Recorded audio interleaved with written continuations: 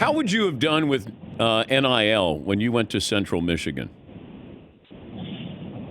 I probably wouldn't have done too well because I don't think I would have made any money, so it would have been about the exact same.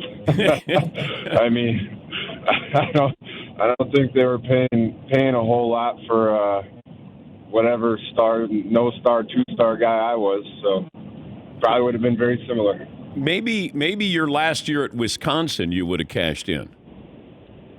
I honestly do actually believe that, that is where it could have played a factor because you're a junior, possibly leaving for your senior year. You absolutely love the school that you're at. You really, for us, we lost the Rose Bowl, and you feel like you have some unfinished business and things you want to do. But the reality of the situation is that there's an opportunity to set your family up for a very long time. Yeah. It's hard to say that if somebody, back then was like, hey, we got $1 million for you. As a 22-year-old kid, $1 million is, anybody, $1 million is unbelievable. And you don't necessarily think, well, it could be, $15 million in the NFL. You're just thinking about right in front of you. So I do think that would have put more questions into my head. But I also think, man, Dan, think when you were in college. Like, if you gave me $1 million when I was in college, it is unbelievable to think about what the hell would have happened.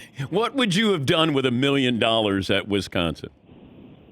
So we have a group chat with my buddies and my brothers and also high school. And so we did this exercise the other day.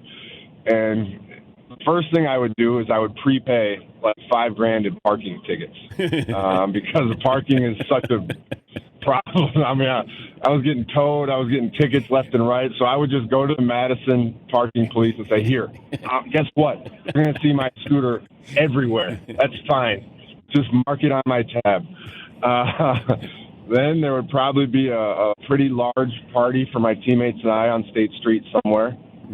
Tabs on me, boys.